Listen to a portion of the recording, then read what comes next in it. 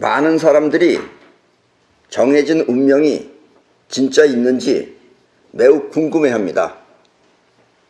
그리고 지금 처해 있는 자기 처지가 운명 때문은 아닌지 하며 위안을 삼기도 합니다. 같은 부모로부터 태어난 형제나 자매도 사는 길이 서로 다르다면 사람의 운명은 정말 정해져 있는 것일까요? 그렇다면 먼저 이 사람의 성격이나 인격은 어떻게 결성되는 것인지, 그리고 처해 있는 환경이나 상황은 어떻게 극복하는 것인지, 또 무엇이 그 처지나 상황을 감당할 수 있는 것인지 하는 점을 먼저 살펴보도록 하겠습니다. 우리 사람은 크게 4가지 조건에 의해서 이 세상에 태어납니다. 4가지 조건이 있어요. 그 첫 번째 조건은 태어날 때 천체의 영향입니다. 이 천체라는 건 별들을 말하는 거예요. 그러니까 별의 기운을 말하는 겁니다.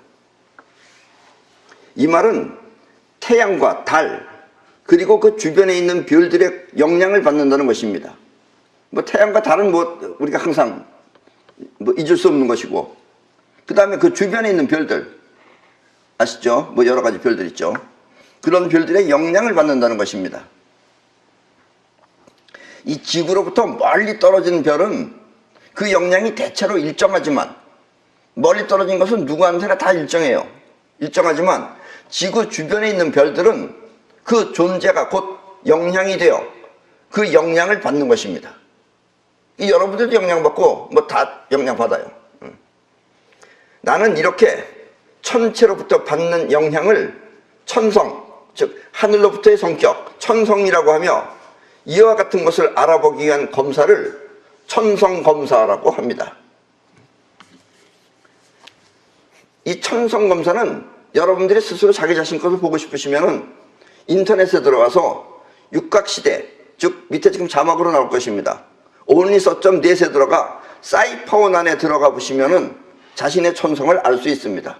그래서 양력생일과 음력생일을 넣고 시간까지 넣고 보면 알 수 있습니다. 우리 한국에서 전통적으로 보아왔던 사주 아시죠? 사주가 바로 천성검사의 일부입니다. 우리는 사주라고 해서 달하고 별하고 달하고 태양하고만 가지고 따지지만, 천성검사는 그거보다 더 광범위하게 그 옆에 주변의 별자리까지 전부 다 따진 것이다 라는 이야기입니다. 이 사주는 태양과 달, 그리고 지구와 그 각도에 의해 산출된 영향을 종합하여 추려낸 결과입니다. 태양과 달, 그리고 지구와 그 각도를 연월일시라고 하며, 연월일시는 태양이 년이에요. 태양, 근데 월은 달이고, 일이 그날의 지구고, 그 다음에 시가 그 각도입니다. 각도. 태양과 달, 그리고 지구와 그 3가지가 종합하여 나타난 영향이 곧 그 사람을 구성하는 4개의 큰 기둥이라는 뜻입니다. 그래서 사주예요. 사주라는 게 크게 4가지 기운이 있다, 기둥이 있다 이거예요. 그것이 연월일시입니다. 그러나 내가 말하는 천성검사는 그보다 훨씬 광범위하게 태양계와 은하계까지 합친 별자리의 영향을 가산한 것입니다. 이렇게 천체로부터 받은 영향은 그 사람의 운명을 형성하는 데 30% 정도 기여합니다. 그러니까 사주 봐가지고 완전히 알 수 있는 건 아니다 이런 얘기예요. 얼추 아는 것이지. 그래서 사주나 천성검사가 그 사람의 100%를 모두 알 수 있는 것은 아닙니다. 근데 이제 사주 보는 사람들은 그거 하면 다 아는 것 같지만 기둥은 나와 있어요. 그래도 대체로.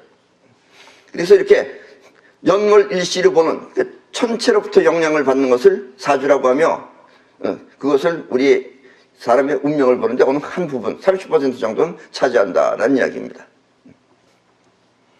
이 2번째 조건은 부모의 DNA의 영향입니다.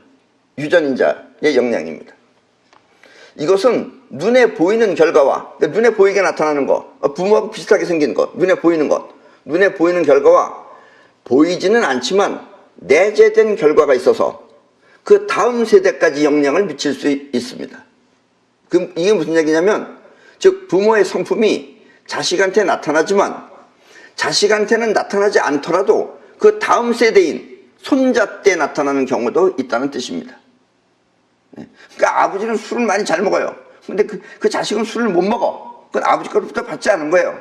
근데 그 아들의 또 아들, 걔는 또 술을 잘 먹어. 할아버지로부터 DNA를 받는 것이 영향이 간다, 이런 얘기입니다. 이렇게 한 세대를 건너뛸 수도 있다, 이런 얘기예요. 어딘가 모르게 부모와 비슷한 성품이 있다면 그것은 부모의 DNA로부터 물려받은 인자입니다. 어린이다, 이런 얘기예요.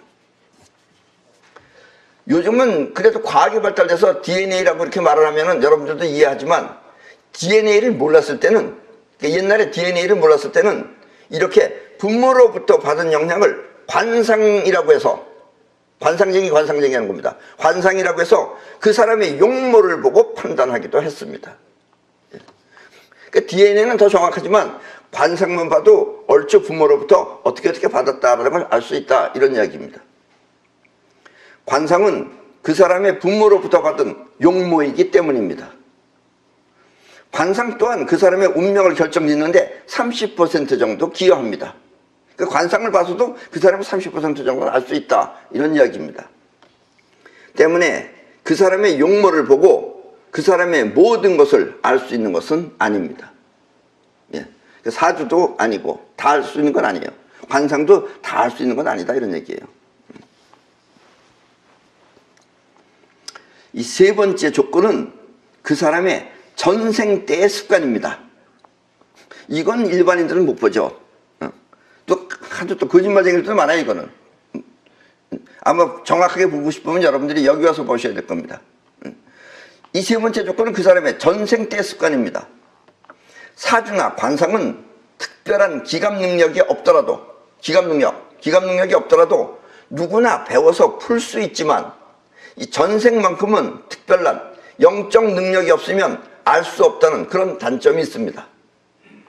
그런데 이것도 아주 중요해요. 왜냐하면 여러분들의 행동이 거의 전생하고 비슷합니다. 예. 흔히 어린애를 놓고 부모들이 얘는 누굴 닮아서 이럴까 할 때 그 행동은 대부분 전생의 습성인 경우가 많습니다. 그리고 지금의 그 사람의 인생을 선택한 것 역시 전생의 영향이 매우 크다고 볼 수 있습니다. 이게 무슨 얘기냐면, 전생에 여자인데 예를 들면 아주 예뻤던 사람이 있습니다. 미녀죠, 미녀. 그런데 그 아름다움을 고맙게 생각하고 그러면 다음번에 다시 아름답게 태어나요. 근데 뭐 그냥 아름답게 태어나고 그냥 덤덤하게 생각하고 당연한 듯 아무렇게나 살면 그 사람이 다음번 생에는 아주 못생긴 사람으로 태어납니다. 예. 그걸 고맙게 간직하지 않고 그냥 뭐 이렇게 태어났으니까 이렇게 예쁘다 우선 막 살면은 그 다음번 생에서는 아주 못생긴 사람으로 태어납니다. 예. 부모들은 그런 대로 괜찮은데, 예. 지금도 이 얘기 들으면서 나는 그 전생에 그랬는가 보다 이렇게 또 생각하는 분이 있어요. 자기 부모는 그래도 괜찮은데. 예. 또 이 키가 커가지고 자꾸 머리를 뭐라 그럴까 이거 천장인 그 문지방에 부닥쳐가지고 그렇게 해서 큰 몸을 불편하게 생각한 사람은 다음번 생에 아담하고 적당한 크기로 태어납니다. 왜냐면 영원히 하도 부닥쳐가지고 하도 고통을 많이 받으면 다음번 생에는 자기가 원하는 대로 아담하게 태어나요. 그리고 전생에 또 어떤 음식을 신물이 날 정도로 너무 많이 먹어서 괴로웠던 사람은 다음번 생에 다시 태어나면 그 음식을 매우 싫어합니다. 지금 이 중에도 어떤 사람은 전생에 그 부모가 거지였어요. 그래서 애 때는 거지였어요. 거지로 살다 보니까 이 애가 나중에 이제 배에 가서 일을 했는데 그 배에서 일할 때는 원래 출신이 거지다 보니까 그 배에서 잡은 고기만 먹었어요. 근데 하도 성실하게 일을 잘해가지고 그 손주, 그 배 주인이 나중에 새 배를 사면서 그 배를 그 친구를 줘버렸어요. 그 배도 큰 배입니다. 어선인데. 그래서 이 친구는 그래서 이제 어느 정도 돈도 많이 벌었어요. 자기도 손주가 돼가지고 돈도 벌었으면 뭐 딴 것도 좀 맛있는 것도 사 먹어야 되는데 출신 성분이 거지다 보니까 내내 그 먹기 싫은 생선만 먹어가지고 이 세상에 지금 태어나서는 생선만 보면 비린내만 보면 아주 막 싫어하는 거예요. 근데 본인은 왜 그런지 모르죠. 그러니까 전생검사를 하니까 넌 옛날에 이랬다니까 나는 어쩐지 생선만 보면 비린내가 나서 못 먹습니다. 이런 것들이 전부 다 전생의 영향이다 이런 얘기입니다. 또 어떤 사람은 여러분들이 보면 아시다시피 전혀 그럴 것 같지 않은데 글씨를 굉장히 잘 썼어요. 전혀 잘 쓸 것 같지 않게 생겼어요. 근데 정말 글씨 잘 씁니다. 예. 그것 빼놓고 뭐 별로 잘하는 게 없어요. 그런데 전생에 원래 중국 사람이었는데 내내 글씨도 잘 쓰지만 그 사람은 집에서 뭘 만들었냐면 먹이랑 이런 걸 팔았어요. 서예에 사용되는 그런 종이도 팔고. 그래서 그거를 중국이 땅덩어리가 넓으니까 멀리 그걸 갖다 팔고 그러다 보니까 그 다음에 이 사람은 글씨를 잘 썼는데 그 당시에 유명했던 중국의 서예가들 글씨를 거의 다 흉내냈어요. 똑같이. 그런데 이 사람이 뭘 했냐면 그래도 양심껏 그 사람들의 글씨를 흉내는 냈지만 그 사람들의 글씨라고 속여서 팔지는 않았어요. 하나도. 자기 거라 그랬어요. 왜냐면 그 서예가들한테 자기가 먹이랑 이런 걸 납품하거든요. 그러니까 이제 먼 길을 자꾸 다니다 보니까 주로 어디서 자냐면 우리나라 식으로 얘기하면 자꾸 그 주막 같은 데서 잠을 자는 거예요. 그래서 이 사람은 주막에서 자꾸 있다 보니까 그 주막집 주모하고 자꾸 얘기도 많이 하고 그러다 보니까 자기도 모르게 넌지시 자꾸 주모 손을 주물럭주물럭 거리면서 얘기를 잘해가지고 이 세상에 태어나서 처음 여자분들이 그 사람하고 맨 처음엔 놀라요. 놀라는데 이걸 알고 나서부터는 이제 이해를 하는 거죠. 어느새 모르게 벌써 둘이서 얘기하다 보면 손이 가서 주물럭주물럭 거리고 있어요. 그래서 대부분 여자분들이 나는 주모 아니야, 나는 주모 아니야. 그런 사람도 있어요. 그런 것 같아도 전생에 그런 것들은 거의 이 세상에 그대로 나타납니다. 근데 그걸 전생을 알지 못하면 알 수 없는 거예요. 이 사람이 인격이 잘못됐는 줄 아는 거예요. 잘못되긴 잘못된 거죠, 그것도. 예. 그런 사람도 있습니다, 어쨌든. 그래서 전생에 너무 한 건데 너무 치우쳐서 그렇게 살면은 그렇게 됩니다. 또 어떤 사람은 전생에 스님이었어요. 스님이었는데 원래는 큰 절에 주지승이 됐는데 나중에 와서 기도하고 뭐하고 하는 거 다 쫓아버렸어요. 이게 불교가 아니라고 하면서. 그래가지고 그 사람은 이런 게 불교가 아니다. 그래서 이제 깨달아야 된다 그러면서 내내 녀석은 명상만 했어요. 그러다 보니까 명상하는데 바깥에 나가서 명상하다 보면 이제 다람쥐도 항상 있고 그래요. 그러니까 이 사람은 자기가 먹던 거를 반드시 다람쥐한테 조금씩 줬어요. 주고. 나중에 먹을 게 없었어요. 먹을 게 없어가지고 도토리나 이런 거 떨어지면 다람쥐하고 서로 그걸 뺏어 먹으려고 그렇게 노력하던 사람인데 어쨌든 이 사람은 이 세상에 태어나가지고 자기도 모르게 꼭 밥을 한 숟갈을 남겨요. 그러니까 어렸을 때는 야단도 많이 먹었어요. 한 숟갈을 왜 남기냐고. 부모는 모르죠, 그거를. 지금도 남겨요, 한 숟갈을. 꼭 한 숟갈을 남겨요. 그냥 먹어버리면 되는데. 다람쥐 주려고. 자기 깐에는 그게 보시하는 겁니다. 그게 베푸는 거예요. 그런 사람도 있어요, 이 중에. 하여튼 여러 가지 전생이. 전생 조사를 안 하면은 알 수가 없는 거예요, 그런 건. 왜 저렇게 버섯에 한 숟갈을 남기는지. 이런 게 전부 다 전생으로부터의 습관입니다. 이 어린아이가 특별하게 노래를 잘하거나 아니면 악기를 잘 다루면 벌써 3살, 4살짜리가 악기를 잘 다뤄. 그럼 배워서 했겠어요? 그 또한 전생의 습관인 경우가 많습니다. 비록 이 환경과 시대는 다르지만 그 시대, 그때 평소에 하던 습성이 그대로 남아 자기도 모르게 이생해서 그 실력을 나타내는 것입니다. 왜냐하면 영혼에 각인됐기 때문에 그래요.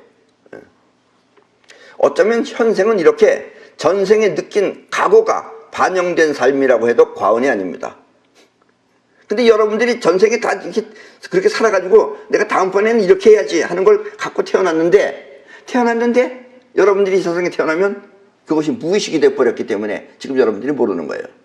근데 4살 때까지는 대체로 다 기억합니다. 그래서 어렸을 때 전부 다 천재 같은 것은 전생이 하는 걸 그대로 하기 때문에 그래요. 그럼 어린애가 앉아서 싱글싱글 자꾸 웃는 거, 누워서 가만히 웃는 거, 어린애가. 정신 나가서 웃는 게 아니에요. 전생 때 생각해서 웃는 거예요, 그게. 근데 4살 때부터 이제 기억이 서서히 없어지기 시작해요.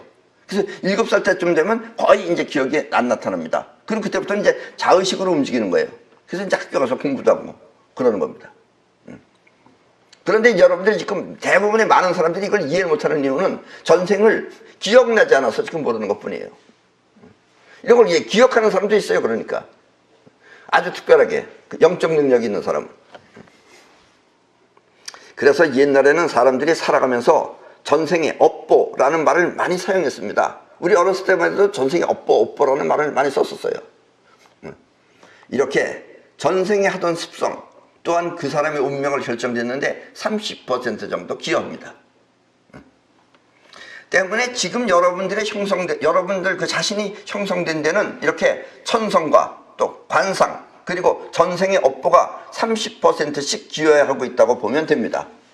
아셨죠? 그 부모로부터 받은 것, DNA, 그 다음에 여러분들의 그 천성, 별로부터 받은 영향, 그 다음에 관상은 부모로부터 받은 DNA, 그 다음에 천성, 그리고 전생의 업보가 30%씩 기여하고 있다고 보면 됩니다. 그렇게 해서 만들어진 게 여러분이다. 이런 이야기예요. 그리고 이제 또 하나, 10% 남은 것. 이 네 번째 조건은 현생에, 전생하고 상관없고 현생에, 지금 자기 부모의 업보입니다. 그것은 지금 생에서 부모에 의해 선택되기도 한다는 점입니다. 부모가 남을 헐뜯거나, 그래서 함부로 헐뜯으면 안 돼요. 남을 막 미워서 헐뜯으면 자식이 나면 그런 자식이 나오는 거예요. 그래서 남을 헐뜯거나 또 아니면 수양을 많이 싸서 부모가 수양을 많이 싸가지고 노력을 하면은 그 영향으로 선택된다는 사실입니다. 어떤 사람은 이 서양의 천성검사에 보면 별자리라는 것이 있습니다. 그 중에 보면 무슨 물병자리도 있고 황소자리도 있고 처녀자리도 있고 이렇게 여러 가지 자리가 있죠. 그 중에서 이제 황소자리라는 거 있어요. 황소자리라는 사람들은 황소처럼 그냥 밀고 나간다 이거예요. 그러니까 황소자리는 앞에 현실을 제대로 못 보고 지 고집만 떠는 게 황소자리입니다. 자기 아는 대로만 밀고 나가는 거. 그래서 그런 황소자리들을 답답한 인간이라고 너무나 입만 열면 황소자리를 흉보기 시작하더니 그 사람이 딸을 하나 낳았는데 황소자리가 나왔어요. 이런 것도 같은 것이라는 얘기입니다. 그래서 예를 들면 부모가 남을 헐뜯으면 또 헐뜯으면서 욕설을 퍼부으면 그 욕설과 같은 성격을 가진 자식이 태어나거나 또 아니면 부모가 남을 속여 사기꾼 이렇게 속이며 또 부당한 이익을 취하면 그에 따른 파장으로 인해 불구자가 태어나거나 아니면 신체 부자유자가 태어나기도 하는 것입니다. 부모는 멀쩡하게 생겼는데 애가 어딘가 부자유스럽다. 귀가 하나 잘 들리지 않는다든가 손이 달라붙었다든가 이런 애들은 전부 다 부모가 저지른 업보에 의해서 태어나는 것입니다. 그러니까 행동도 함부로 하면 안 된다 이런 얘기예요. 바르게 살아야 된다 이런 얘기입니다. 또 부모가 수양을 많이 쌓아서 이 세상을 구하기 위한 자식이나 또 아니면 큰 부자가 되기 위한 자식을 원하면 그와 같은 기능을 가진 자식이 태어나기도 합니다. 그러니까 부모가 불러들인 거예요. 그래서 현생에 살아있는 부모가 영향을 또 한 10%가 된다 이런 얘기입니다. 그래서 백일 기도 등 원하는 자식을 기원하면 그와 같은 자식이 태어나는 것입니다. 이것은 부모가 자기도 모르게 마음먹은 그 파장이 그와 같은 파장을 불러오기 때문입니다. 우리의 마음은 우주에 속해 있는 모든 만물과 연결되어 있어서 나로부터 나간 파장은 그와 같은 파장과 공명을 일으켜 우주에 있는 그와 같은 파장과 공명을 일으켜 불러오는 것입니다. 이렇게 우주에 퍼져 있는 마음을 우주심이라고 하며 이 우주심의 핵심이 영혼이죠. 우주심이라고 하며 이와 같은 영향이 그 사람의 운명에서 10% 정도를 차지하고 있습니다. 그래서 100%가 된 것입니다. 아셨죠? 나는 무엇일까 생각하면 이렇게 네 가지에 의해서 여러분들이 만들어진다라는 이야기입니다. 결국 우리의 인생은 천성 30%, 관상 30%, 전생 30%, 그리고 현생의 부모의 업 10%에 의해 나타나며 이와 같은 네 가지 조건에 의해 자아가 형성되는 것입니다. 그렇게 해서 만들어진 게 여러분의 자아예요. 그래서 자아가 다 똑같을 리가 없죠. 그리고 같은 형제라도 틀리죠. 왜냐면 천성이 다를 수도 있고 또 전생이 다르기 때문에 똑같이 일치할 수가 없는 거예요. 때문에 우리가 인생을 논할 때 무엇으로부터 가장 큰 영향을 받는가 하는 점은 천성에 의해라고 단정 지을 수도 없고 또 관상에 의해 단정 지을 수도 없으며 이 네 가지 모두를 종합하여 분석해야만 그 사람의 인생을 점칠 수 있는 것입니다. 여기서 점이라고 하는 것은 그 사람의 과거를 알아맞히거나 아니면 앞날의 운수, 길흉 따위를 미리 판단하는 것뿐만 아니라 그 사람의 행실 또한 미리 알 수 있다는 뜻입니다. 사람의 인생은 이렇게 네 가지 조건에 의해 만들어집니다. 여기에 하나 더 추가하여 말한다면 사람은 이렇게 네 가지 조건에 의해 형성된 에고입니다. 자아가 자신이 처한 상황을 어떻게 대처하느냐에 따라 그 사람의 운명이 결정됩니다. 또 있는 상황을 어떻게 대처하느냐, 어떻게 대처하느냐도 그런 검사를 통하면 알 수 있어요. 때문에 이 네 가지 조건 중에 무엇이 가장 영향력이 있느냐고 묻는다면 그것은 상황에 따라 어떻게 대처하느냐 하는 문제이기 때문에 어느 것이 더 영향력이 있다고 말할 수는 없지만 똑똑하다 그래서 반드시 좋은 것도 아니에요. 어떨 땐 바보가 유리할 수도 있어요. 바보는 안 잡아가니까. 똑똑한 사람은 잡아가요. 그러니까 바보가 유리할 수도 있다 이거예요. 그러니까 그게 대처하느냐 하는 문제이기 때문에 어느 것이 더 영향력이 있다고 말할 수는 없지만 그래도 숙명처럼 정해진 틀이 있어서 기본적으로 갖춰야 할 조건이 있다면 그것은 바로 천성입니다. 예. 이 천성. 별로부터의 영향이 이게 아주 중요해요. 왜 중요하냐?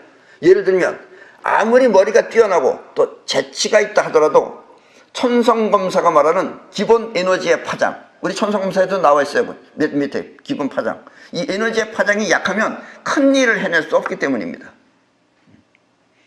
그래도 이렇게 타고나는 큰 일을 할 힘이라는 게 따로 있는 거예요. 이걸 안 타고 태어나면은 사람이 아무리 똑똑하고 아무리 머리가 좋다 하더라도 큰 일을 못 해낸다 이거예요. 도둑질을 해도 그런 사람들은 소매치기나 좀도둑밖에 못 된다 이런 얘기입니다. 큰 도둑이 못 된다 이런 얘기예요. 그런 걸 할 수 있는 에너지를 또 받고 태어나야 된다라는 얘기입니다. 그게 바로 천성검사입니다. 예. 사실 천성검사만 보면은 거의 다 알 수 있죠. 이 사람이 배신할 사람인지 다른 사람한테 이익을 줄 수 있는 사람인지 한 군데 꾸준히 붙어 있을 사람인지 하다가 도망갈 사람인지 아니면 영 사람들하고 섞이지 않는 사람인지 또 우리가 말하는 아적이 될 수 있는 사람인지 그래서 이걸 꼭 봐야 되는 겁니다. 사실은 안 보고 살면 이제 나중에 여러 가지 문제에 자꾸 걸리는 거예요. 요즘 시대에는 제왕절개 수술이라고 해서 왜냐면 천체로부터 받는 영향은 그때 태어나는 순간의 영향입니다. 주로. 그래서 어제하고 오늘하고 약간 틀려요. 많이 틀리지는 않습니다. 결코. 제왕절개 수술이라고 해서 천생을 바꾸어 태어날 수도 있지만 그렇다고 원하는 대로 선택할 수는 없습니다. 원하는 거 좋은 거를 하려고 보면은 안 돼요. 그게 대부분 비슷하지. 또 애가 갑자기 태어날 때는 비슷하게 태어나지 그걸 뭐 몇 개월씩 이렇게 땡겨서 뭐 늦춰서 날 수도 없으니까. 그래서 입맛에 맞는 걸 골라낼 수는 없지만 그래도 이것만은 피해야 된다 하는 점은 피해서 나올 수도 있다라는 이야기입니다. 그리고 제왕절개 수술도 상관없습니다. 태어나는 게 문제이기 때문에. 나머지는 이렇게 태어난 천성과 관상 그리고 전생의 습성이 어떻게 조화를 이루느냐에 따라 그 사람의 운명이 나타날 뿐입니다. 때문에 대체적으로 그 사람의 운명이 어떻다고 말할 수는 있지만 그렇다고 반드시 그렇게 된다는 보장은 없습니다. 그것은 만물도 또 세상도 그리고 여건도 모두 항상 변하고 있기 때문입니다. 나 어렸을 때는 그 과수원집이라고 그래서 큰 부잣집인데 그 과수원집 주인 그 할아버지가 옛날에 그 공자의 공부 그래서 주역 같은 걸 공부를 많이 했다 그래서 그 할아버지가 그 쉽게 말하면 관상을 사주를 아주 잘 봤어요. 그래서 그 할아버지가 우리 또 어머니 아버지가 나도 보러 갔어요. 그 집에. 보러 갔더니 할아버지가 뭐라 그러냐면, 아하, 얘는 나중에 잘 살아. 그러니까 우리 아버지는 잘 산다 그러니까 좋아가지고. 우리 어머니는 뭘 해서 잘 살아요? 아하, 얘 근데 직업이 없어. 우리 어머니는 이렇게 갸우뚱하는데, 아니 직업이 없는데 어떻게 잘 살아요? 그러니까 어쨌든 얘는 많은 사람들을 얘는 다스릴 수 있는 사람이야. 그래서 또 나는 어렸을 때부터 국민학교 때는 난 그랬어요. 우리 초등학교 때는 나는 무조건 대통령 되는 줄 알았어요. 우리 집에서 사람을 잘 다스린다니 뭐 저 부자로 산다니. 그래서 난 대통령 되는, 난 대통령이 싫은데, 그래서 난 대통령 해야 되는 줄 알았어요. 근데 그 할아버지가 이제 뭘 또 봤느냐? 그 당시에 그 어느 집에 머슴이 있었는데 그 머슴이 옛날에 이승만 대통령하고 사주가 똑같다는 거예요. 근데 왜 이승만 대통령은 대통령이 됐는지 이 사람은 여기서 머슴을 하고 있느냐? 이건 사주로 봐서는 몰라요. 왜냐면 사주는 똑같이 거의 비슷하게 나오니까. 생년월일이 같으니까. 근데 이 사람은 전생입니다. 전생에 하던 업보 이런 것들이 껴있기 때문에 꼭 똑같다고 볼 수 없다. 이런 얘기입니다. 그리고 우리 사주는 너무 짧은 거예요. 그래서 천성검사를 봐야 됩니다. 그래서 더 넓은 걸 봐야지 그 사람이 거의 정확하게 나옵니다. 대체적으로 그 사람의 운명이 어떻다고 말할 수는 있지만 그렇다고 반드시 그렇게 된다는 보장은 없습니다. 그것은 만물도 그리고 세상도 또 여건도 모두 항상 변하고 있기 때문입니다. 그러나 이와 같은 구성 요인을 확실하게 알아서 이번 생에서 많은 수양을 쌓으면 다음번 생에는 반드시 복을 받을 수가 있습니다. 그리고 이것은 엄연한 사실입니다. 단 몰라서 못 믿을 뿐입니다. 이 수양이라는 것을 구체적으로 모두 말할 수는 없지만, 수양이라는 것이 무엇인지 구체적으로 다 말할 수는 없지만, 다 말하면 또 사서성경 써야 돼요. 그건 다 일단 필요 없다 그러고, 이번 생에서나 아니면 다음번 생에서 원하는 대로 모두 이루고 살기 위해서는 이번 생에서, 요번 생에서 영원으로 사는 법을 터득하면 됩니다. 그러면 영원으로 사는 법을 한번 터득해 놓으면 다음번 생에서 그대로 써먹을 수 있어요. 그리고 이 손자가 말한 전공법을 그 기본으로 삼아야 합니다. 왜냐하면 전공법으로 삼지 않는 것은 전부 다 속임수기 때문에 그래요. 왜냐하면 이번 생에서 하던 업보가 다음번 생을 장식하기 때문입니다. 그래서 옛날에 중국에서 내내 다니면서 술 마시던 사람이 여기 오면 내내 개굴스럽게 내내 여기저기 다니면서, 요즘은 그래도 자기 전생을 알고 나서부터는 많이 자제를 해요. 네. 근데 그 전에는 몰랐죠. 그 사람은 정말 나 만나가지고 상당히 많이 진보했어요. 전에는 내내 이상한 싸구려 술집 같은 데 다니면서 내내 옆에 여자들 앉혀놓고 먹었는지 내내 손 주물럭주물럭 거리더니 요즘은 많이 나아졌어요. 정말 보면 여러분들이 그런 사람이라고 생각하지 않을 겁니다. 많이 변했어요. 우리 마음은 크게 두 가지 작용이 있습니다. 하나는 보고 들으며 생각하고 판단하는 자의식과 또 하나는 기감을 통해 느끼며 행동하고 활동하는 영혼입니다. 원래 영혼은 뻗어나가는 기운이에요. 그리고 자의식은 끌어당기는 기운입니다. 보통은 우리가 자의식을 통해 이야기도 하고 또 생각도 하고 또 근심 걱정을 하지만, 자의식은 이렇게 상상하고 판단할 뿐 나를 움직이지는 못합니다. 여러분들이 생각은 해요. 생각을 하지만 자기를 움직이는 건 자의식이 아니에요. 못 움직여요. 지금 여러분들의 심장이 뛰고 또 눈을 껌뻑거리면서 행동하는 모든 것은 사실 자의식과 상관없이 저절로 그렇게 이루어지는 것입니다. 그리고 이렇게 여러분 자신도 모르게 여러분을 움직이고 있는 것이 바로 영혼입니다. 그러니까 영혼이 눈을 껌뻑거리고 있는 거예요. 영혼이 심장을 벌떡벌떡 뛰게 하는 거고. 근데 못 느껴요. 왜냐면 영혼은 무의식이기 때문에. 영혼은 느끼고 움직일 뿐 생각을 하거나 의식을 하지는 못합니다. 그래서 영혼을 무의식이라고 합니다. 많은 사람들이 무엇인가를 해내기 위해서는 자의식의 생각보다는 영혼이 움직이는 작용이 더욱 중요합니다. 근데 영혼을 의식을 못하니까 여러분들이 못 움직이는 거예요. 의식을 하면은 영혼을 사용할 텐데 의식이 안 되니까 여러분들이 스스로 쓰지를 못하는 거예요.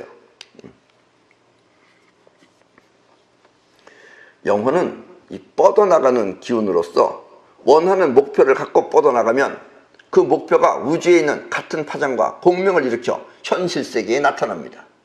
아주 중요한 말입니다, 이게. 여기까지 심리학자들이 잘 몰랐던 게 바로 이거예요. 우리는 이렇게 영혼이 원하는 목표를 현실 세계에 끌어오는 현상을 사이파워라고 합니다. 그리고 이렇게 뻗어나가는 영혼의 힘이 원하는 목표를 현실 세계에 실현시키는 현상을 옛날에 예수라고 하는 사람입니다. 예수는 나는 길이요 진리요 생명이라고 했습니다. 근데 그 우리나라 성경은 말이에요, 우리나라 말이 그래서 그런지 원래 예수가 말한 나는 길이요 진리요 생명이라고 한 여기선 나는 나를 뜻하는 게 아니에요. 나의 존재는 길이요 진리요 생명이라는 뜻입니다, 그게. 근데 우리나라는 나의 존재는 하고 나는 하고 뭐가 틀리냐 이래가지고 나는 길이요 진리요 생명이라고 지금 이렇게 말하고 있어요. 근데 사실은 예수는 나의 존재는 이란 뜻이에요. 존재. 우리 존재에 대해서 지난번 시간에 배웠죠. 예. 우주가 이 세상에 존재하는 것은 존재를 위해서 존재하는 거라고. 그 존재예요. 그러니까 나의 존재는 길이요 진리요 생명이라고 했습니다. 이 말의 뜻은 생각이야 어찌 되었든 자의식과는 아무 상관없이 영혼이 원하는 목표를 갖고 있으면 그것이 곧 길이라는 뜻입니다. 그러니까 여러분들은 자꾸 이 자의식들은 그래요. 어떻게 하는 건가? 자꾸 하는 법이 뭐예요? 이거 물으러 다녀요. 근데 영혼으로 하는 사람은 길 없어요. 지가 간다 그러면 되는 거예요, 그냥. 이거 하는 사람은 벌써 성공합니다. 이거 모르는 사람은 밤낮 하는 법 배우다 다니다가 법 배우면 뭐해? 전차 타고 가면 된다. 하는데 전차는 없어졌어요, 지금. 이제 KTX 나왔어요. 그런 것과 같은 것이다 이런 얘기입니다. 예. 간다고 마음 먹으면 걸어서도 가고 전차 타고도 가고 버스 타고도 가고 자가용으로도 가고 아니면 KTX로도 가고 비행기로도 가고 가는 거예요. 그러니까 방법이 필요한 게 아닙니다. 가려고 하는 영혼이 중요하다는 이야기입니다. 이 말의 뜻은 생각이 어찌 되었든 자의식과는 아무 상관없이 영혼이 원하는 목표를 갖고 있으면 그것이 곧 길이라는 뜻입니다. 자의식이 계획한 일은 될 수도 있지만, 왜냐면 되고 영혼이 받쳐주면 되는 거죠. 될 수도 있지만 대부분 되지 않는 이유는 그것이 길이 아니었기 때문입니다. 길을 찾아서 가는 사람은 길만 찾다가 결국 못 가요. 그러나 영혼이 이루고자 하는 분명한 목표를 갖고 있으면 그것은 곧 길이 되어 이루어진다는 뜻입니다. 아셨죠? 예. 그러니까 되는 자와 안 되는 자는 여기서 차이가 나는 겁니다. 세상은 이렇게 영혼이 원하는 대로 이루어지는 것입니다. 그래서 예수는 나는 곧 길이라고 한 것입니다. 예. 그리고 이렇게 이루어진 현실은 자의식이 어떻게 해서 이루어졌는지 그 까닭을 설명할 수가 없습니다. 그 사이퍼를 설명할 수가 없는 거예요. 예. 여러분들이 바깥에 나가서 있는 구름을 없애버렸다. 사이퍼를 통해서. 그럼 어떻게 해서 없어졌는지 그 과학적으로 설명 안 돼요. 과학자들은 뭐 여러 가지 얘기를 하겠죠. 뭐 자장이 어째서 그랬다느니 뭐가 어째서 그랬다느니 그거 다 그냥 하는 얘기고 정확하게 모르잖아요. 아직 우리는 많이 몰라요. 이렇게 우주의 어떤 이치에 의해서 이루어진 것은 틀림없는데 그 이치를 아직 인간은 밝혀내지 못한 것입니다. 우리는 이렇게 밝힐 수 없는 우주의 이치를 그걸 뭐라 그러느냐? 그걸 진리라고 부릅니다. 그런 걸. 진리. 이 진리를 모르기 때문에 하느님이 있는 것처럼 느껴지는 거예요. 하느님 없어요. 아셨죠? 그 다 우주가 하는 일이에요, 그게. 그리고 영혼이 이루고자 하여 이루어진 현실은 이렇게 우주의 진리에 의해서 이루어진 것입니다. 사이파워가 이루어진 건 진리예요. 그게. 이른바 사이파워입니다. 예수는 이와 같은 사이파워를 진리라고 한 것입니다. 어떻게 이루어지는지 모른다 이거예요. 그러니까 모르지는 것, 그러나 뭔가 이치가 있을 것이다 이거예요. 그 이치를 진리라고 한다라는 얘기입니다. 그래서 이 진리는 공부하면 공부할수록 답이 없기 때문에 여러분들이 진리입니다. 예. 그래서 진리입니다. 사이파워, 그 메커니즘은 곧 진리인 것입니다. 영혼은 이렇게 우주 최초의 에너지인 우주 에너지, 이 우주 에너지를 생명 에너지라고도 합니다. 여러분들이 그 자식을 낳는 것은 먹고 잘 먹고 하는 그런 영양분에 의해서 하는 것이 아니라 여러분들의 생명 에너지가 만들어내는 거예요. 그리고 생명 에너지는 언제 여러분들이 섭취하느냐? 잠잘 때 섭취하는 겁니다, 그게. 그래서 먹는 것하고 잠자는 것하고 어느 게 더 중요하냐 그러면 잠자는 게 더 중요해요. 아셨죠? 그러니까 먹는 개는 건드려도 돼요. 잠자는 개는 건드리면 안 되는 겁니다. 그리고 잠자는 것은 여러분들이 잠잘 때, 맨 처음에 잠자자마자 조금 있다 보면은 델타파라는 상태에 들어갑니다. 그게 4분에서 7분 걸려요. 이때 처음 우주 에너지를 받아들입니다. 그리고 그렇게 받아들이는 에너지를 여러분들의 몸에 골고루 다 퍼뜨리게 만들어놔요. 그러면 어딘가 이제 퍼뜨려놨으니까 또 부족한 부분이 있을 거예요. 그래서 잠 깰 때쯤 되면 다시 4분 정도 내지 7분 정도 다시 들어가서 델타파에서 받습니다. 그게. 그러니까 델타파는 죽었다는 뜻이에요. 그게. 제로 이하가 델타파예요. 그 상태에서 여러분들이 우주로부터 받는 거예요. 그럼 이제 여러분들이 아침에 일어나면 기분이 좋은 겁니다. 뭔가 빵빵하고 기운이. 근데 그 마지막 4분에서 7분, 그 전에 깨워놓으면은 떨떠름한 게 잠잔 것 같지도 않고 짜증도 나고 결국은 버스 안에서 자면서 가죠. 그걸 채우려고. 그게 바로 우주 에너지예요. 그게 바로 생명 에너지예요. 그리고 여러분들이 자식을 만들어내는 건 생명 에너지가 만들어내는 거예요. 우리는 우주 최초의 에너지를 우주 에너지 혹은 생명 에너지라고 하며 예수는 이와 같은 생명 에너지를 생명이라고 한 것입니다. 나는 길이요 진리요 생명이니라의 생명 에너지가 바로 생명이 바로 생명 에너지를 말하는 것이다 라는 이야기입니다. 때문에 예수는 이와 같은 영혼의 작용을 나는 길이요 질이요 진리요 생명이라고 한 것입니다. 이 말은 곧 사이펑은 길이며 진리며 생명인 것입니다. 예.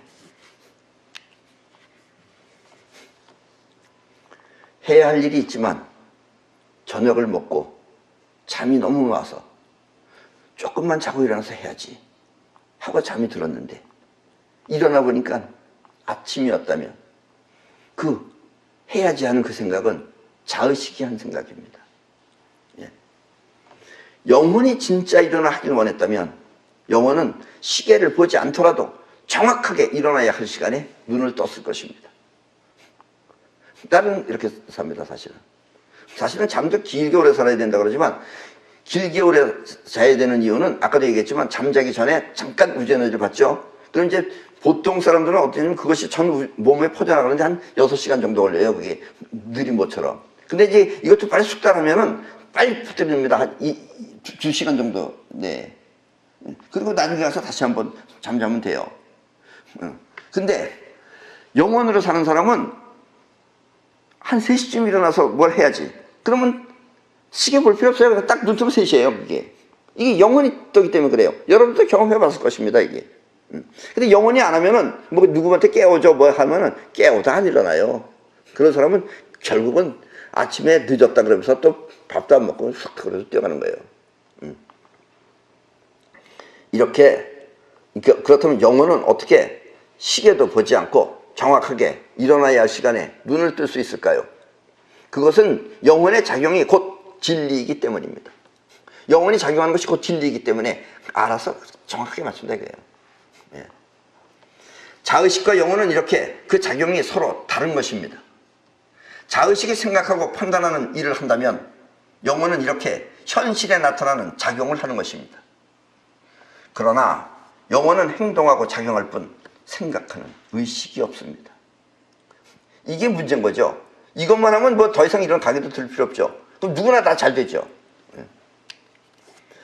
그래서 문제는 평상시에 어떻게 영혼을 움직이느냐 하는 것입니다. 이 개한테 밥을 줄 때 종을 딸랑딸랑 하고 울리면은 나중에는 방울소리만 딸랑딸랑 하고 울려도 개가 침을 흘리게 됩니다. 우리는 이와 같은 현상을 조건반사라고 합니다. 방울소리만 듣고도 개의 영혼은 밥 먹을 준비를 하는 것입니다. 이렇게 영혼은 같은 행동을 반복하면 그 반복된 행동이 영혼의 각인이 되어서 그와 같은 현상을 일으키는 것입니다. 그러니까 영혼은 자꾸 반복해야 돼요. 여러분들이 외운다. 자꾸 반복해야 돼요. 반복해야지 영혼의 각인이 되는 거예요. 그래야지 여러분들이 외워지는 거예요. 때문에 영혼을 움직이려면 앞에서 말한 것처럼 그 원하는 시간에 일어나는 경험을 한다든지 이렇게 해서 일어나는 사람은 영혼을 쓸 줄 아는 거예요. 그 사람은 벌써 나는 3시에 일어나야지. 그 정확하게 3시에 일어나는 사람은 영혼을 움직인 거예요.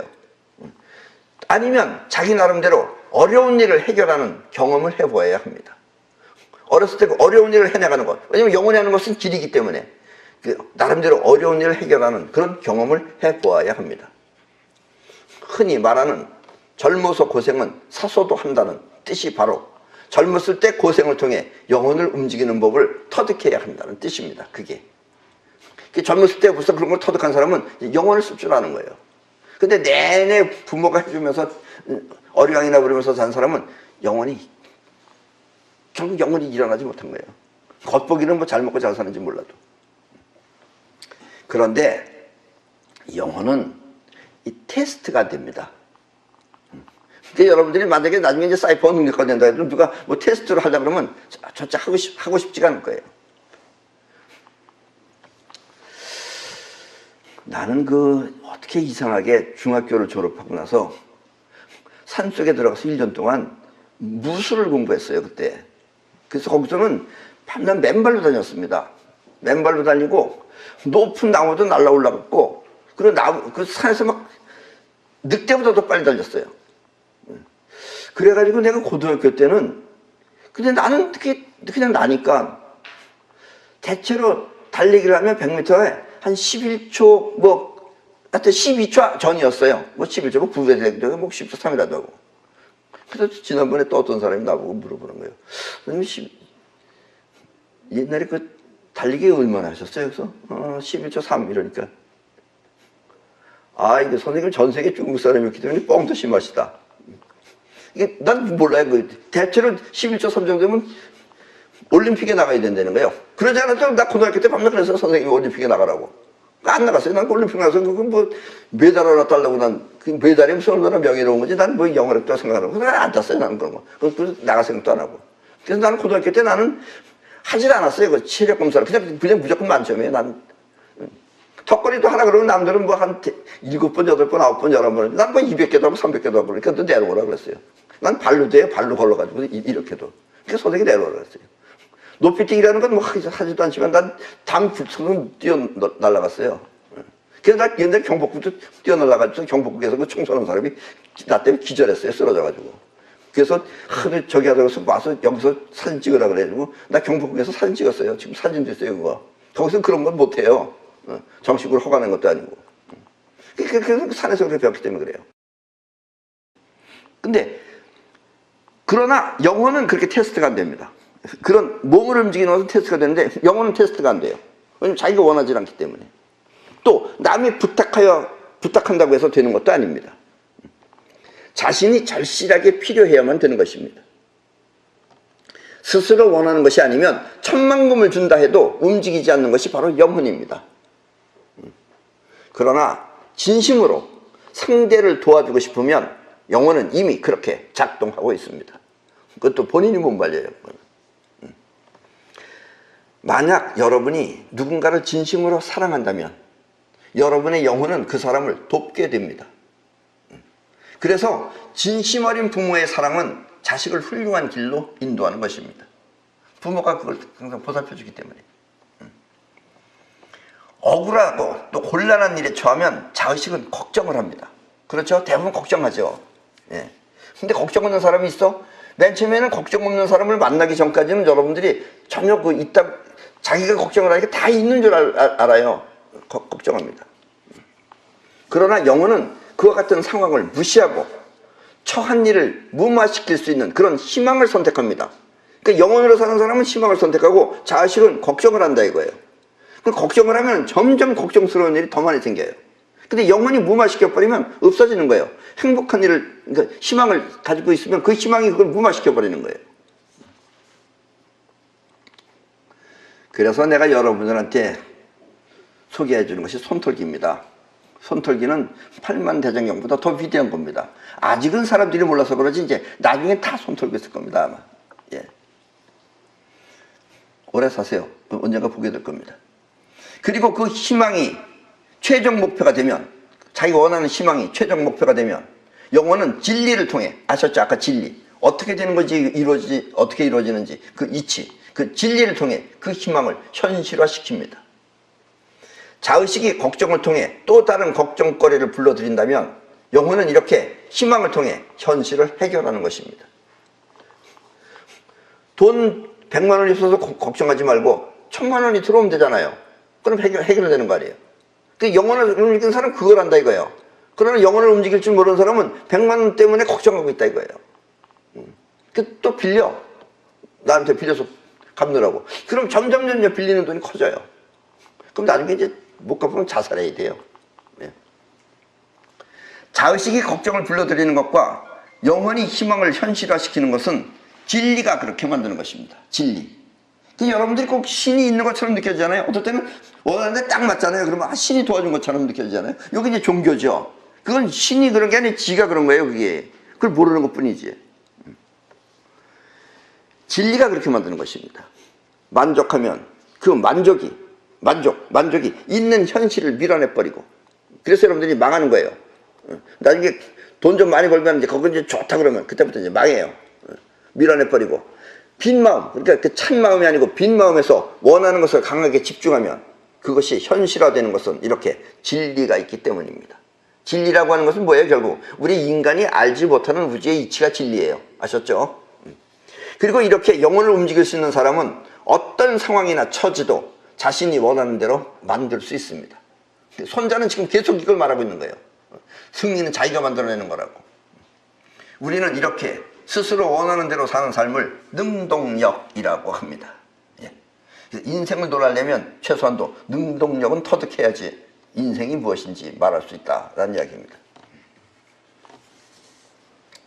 두 스님이 시골길을 가고 있었습니다. 그 약속한 시간이 거의 다 돼서 빨리 도착해야 하는데 이 한 스님이 자꾸 발이 아프다며 쉬었다 가자고 합니다. 그래서 또 한 스님은 저 언덕만 넘어가면 이제 목적지가 나오니까 조금만 참으라고 했는데도 그 스님은 더 이상 못 가겠다고 하면서 자꾸 엄살을 떨었습니다. 난 이제 더 이상 못 가지. 나 여기서 죽으면 죽었지 못 가요. 그래서 이제 이 다른 스님이 뭘 생각해냈느냐. 그때 옆에 그 밭에서 농부가 낫을 들고 일하고 있었고, 그 조금 떨어진 곳에는 그 농부의 아내가 채소를 가꾸고 있었습니다. 그래서 그 발 아픈 거 참고 가자고 했던 이 스님이 그 농부의 아내를 끌어안고 희롱을 한 거예요. 끌어안으니까 농부가 버럭 발을 내면서 그 스님을 잡으려고 낫을 들고 쫓아오는 것입니다. 그러니까 발이 아프다던 스님도 너무 놀라가지고 쫓아오는 농부를 뒤로 한 채 걸으면 날 살려라 하면서 죽어라 하면서 뛰었습니다. 예. 뛰어서 이제 언덕을 넘어갔어요. 그러니까 이제 농부는 더 이상 따라오지 않았습니다. 그러니까 그 가자고 했던 그 스님이 어때요? 아직 발이 아픈가요? 그 스님은 빙그레 웃으면서 그렇게 말했습니다. 이렇게 죽어라 뛴 것은 바로 영원히 한 것입니다. 그러니까 자의식은 못 가겠다고, 난 이제 더 이상 이제 못 가겠다. 이제 여기서 날 죽여라 차라리. 이러다가도 영혼은 뛴다 이런 얘기예요. 영혼은 생명의 힘을 사용하였기 때문에 아프지도 또 힘들지도 괴롭지도 않게 원하는 목표를 달성하는 것입니다.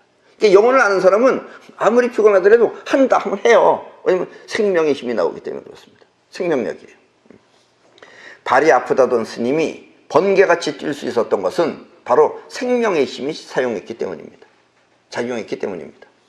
영혼은 생명의 힘을 사용합니다. 그래서 예수는 나는 길이요 진리요 생명이라고 한 것입니다. 그리고 예수가 말했던 나는 곧 영혼이었던 것입니다. 영혼을 말한 거예요. 영혼으로 사는 자와 자의식으로 사는 자는 다음과 같이 다릅니다.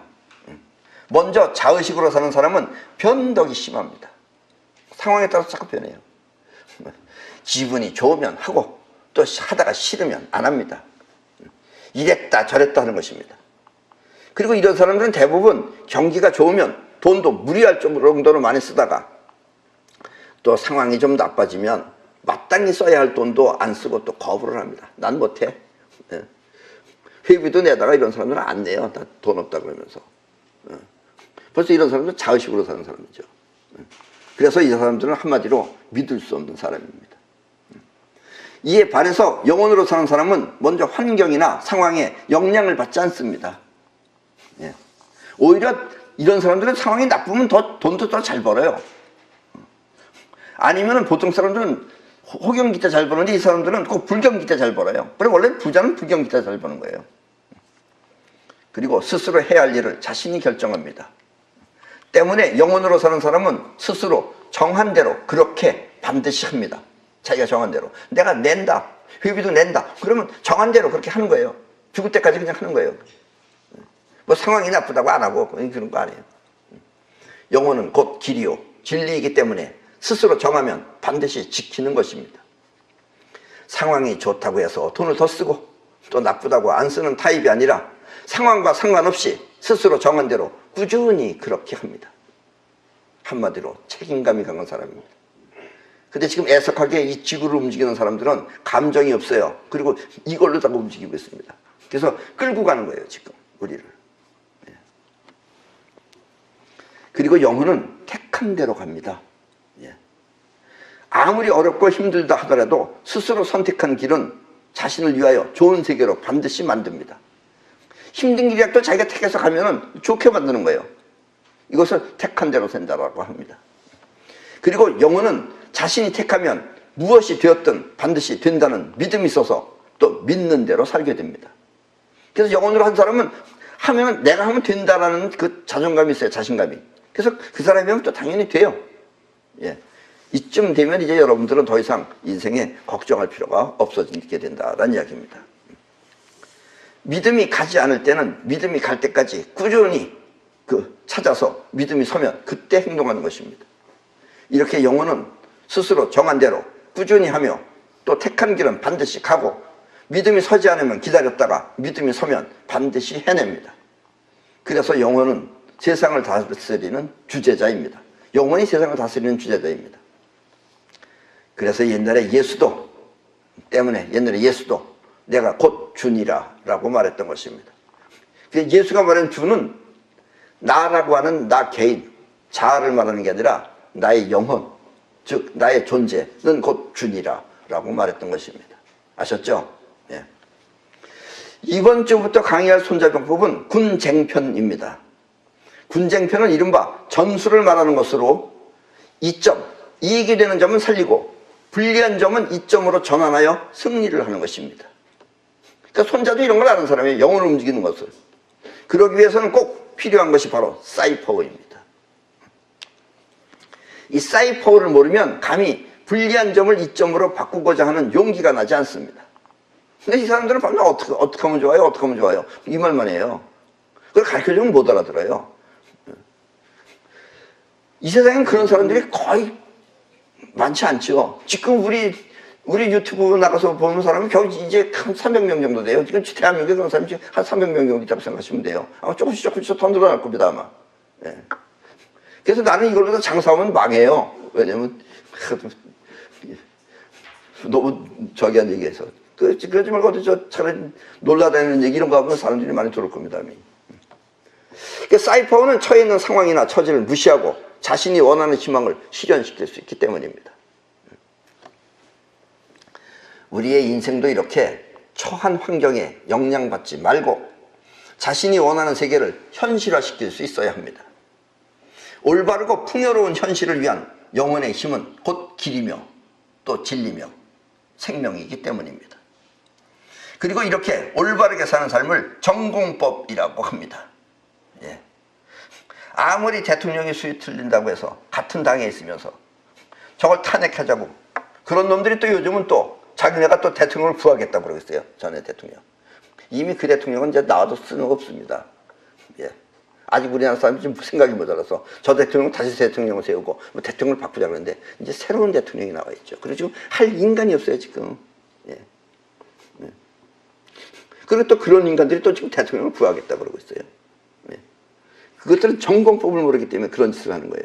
자기 이익을 위해서. 전공법으로 살아야 진리가 작동을 합니다. 저런 분은 언젠가 다시 처형당합니다. 예. 이북 같았으면 벌써 죽었죠. 예. 나는 이와 같은 우주의 이치를 우주가 돕는다라고 말합니다. 근데 또 옛날에 어떤 사람은 이 우주가 돕는다는 것도 잘못돼가지고 그 사람이 잘 됐으면 얼마나 좋아요. 하필이면 또 내가 이렇게 또 출연할 때쯤 그 사람은 또 지금 감옥에 가서 있어요 지금. 여러분들이 간절하게 바라면은 우주가 도와줄 것입니다. 이 말 한마디 해가지고 우주를 아주 우스꽝스럽게 만들어놨어요. 네. 누군지 여러분들이 생각해 보시면 알 수도 있는 사람입니다. 세상에 태어나서 이렇게 영혼으로 살다가 죽으면 죽음의 세계도 행복할 것이며 여러분들이 죽어서 세계는 이제 자의식은 없어집니다. 그리고 여러분들이 영혼 안에 들어있는 곳 안에서만 살게 됩니다. 또 다음번 생에 다시 태어나도 원하는 대로 모두 누리면서 살 수 있게 됩니다. 이렇게 여러분의 영혼이 하고자 하면 그것이 바로 길이요, 진리요, 생명이기 때문입니다. 아셨죠? 그럼 오늘 강의는 마치겠습니다.